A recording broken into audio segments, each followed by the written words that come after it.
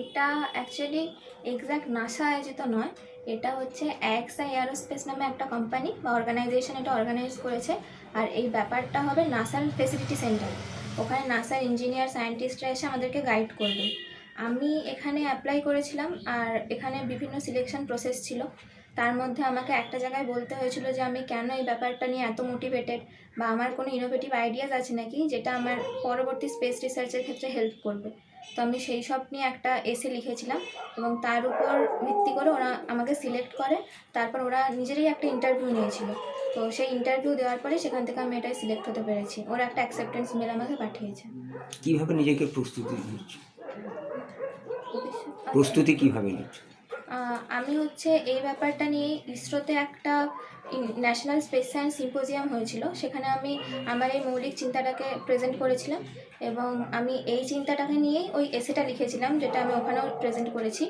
আর আমি এটা নিয়েই এখন রাত দিন ধরে পড়াশোনা করছি যে এই ব্যাপারটাকে আরও কীভাবে একটা কনস্ট্রাকটিভ ভালো আইডিয়া করে তুলে ধরা যায়। আমি এটাকে ওখানে ভালো করে আরও প্রেজেন্ট করতে চাই, যাতে আমি আমার দেশকে ভালোভাবে প্রেজেন্ট করতে পারি।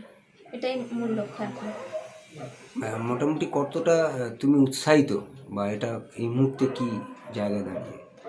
এটা পাওয়ার জন্য তো আমি অনেক দিন ধরেই চেষ্টা করছিলাম। আমি এটা কিভাবে অ্যাপ্লাই করা যায়, আসলে এখানে তো তেমন গাইড করার কেউ নেই, তো আমি ইন্টারনেট দেখেই নিজেই সব কিছু পড়াশোনা করে এটা অনেক দিন ধরেই চেষ্টা চালাচ্ছিলাম। তো মানে অ্যাটলিস্ট আমি অ্যাপ্লাই করতে পেরেছি, আর ওখানে আমি সিলেক্টেড হয়েছি। তো আমার দিক থেকে আমি খুবই এক্সাইটেড, খুবই খুশি। কিন্তু একটা আক্ষেপের জায়গায়ও আছে, কারণ টাকার অঙ্কটা অনেকটাই বেশি। তো আমাদের মতো ফ্যামিলির পক্ষে এটা এক্ষুনি অ্যাভেল করা অতটা পসিবল নয়। তাই যদি কোনো পোটেনশিয়াল স্পন্সর এগিয়ে আসে, বা গভর্নমেন্ট থেকে যদি কোনোভাবে সাহায্য পাওয়া যেত, তবে খুবই ভালো হতো। মানে অ্যাটলিস্ট আমার স্বপ্নটাই পূরণ করতে পারতাম ওখানে গিয়ে। মানে এখনো কি পুরো বিষয়টা দোলাচলে আছে বলে মনে করছো? হ্যাঁ, স্পন্সর যদি না পাওয়া যায় তাহলে আমার পক্ষে যাওয়াটা খুবই কঠিন হয়ে যাবে। মানে অতটা টাকা আমার একার পক্ষে জোগাড় করা পসিবল না। স্পন্সরের খুবই দরকার। পরিবার থেকে কীরকম তোমাকে সাপোর্ট দেওয়া হচ্ছে? পরিবারের সবাই তো খুবই খুশি, এবং ওনারাও অনেক চেষ্টা করছেন। মুখে না বললেও আমি তো বুঝতে পারি যে ভেতরে ওনাদেরও একটা এই ব্যাপার নিয়ে টেনশন কাজ করছে যে স্পন্সর পাওয়া যাবে কি যাবে না। এরকম একটা বিরল সুযোগ তো হাতছাড়া করে দেওয়া যায় না, কিন্তু টাকাটাও বড় ব্যাপার। তো সেইভাবেই আপাতত প্রস্তুতি চলছে স্পন্সর খোঁজার। দেখা যাক কতটা কি করা যায়। তোমার নাম? আমার নাম ঋত্বিকা মাহাতো।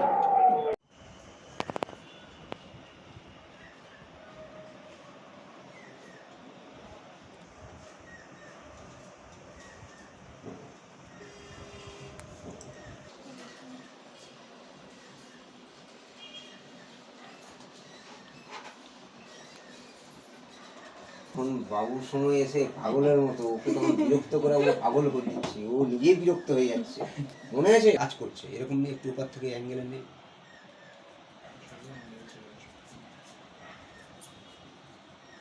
স্টিল ছবি নিয়ে।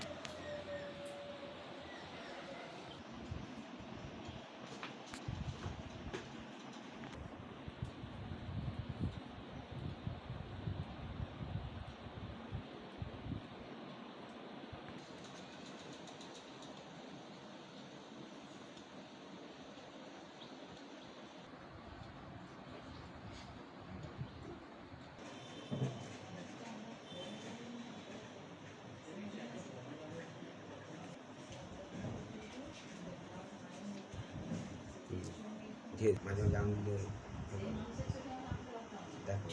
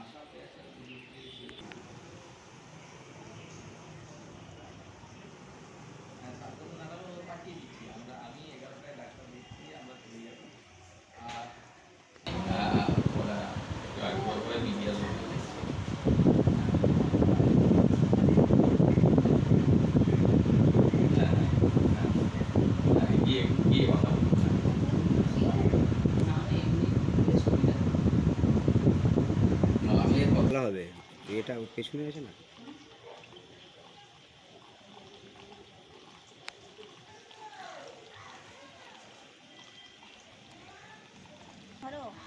না ওর স্যারে তো ধরতে হবে। হ্যাঁ হ্যাঁ হ্যাঁ, ওরও আপনারা ধরে রাখুন একটু।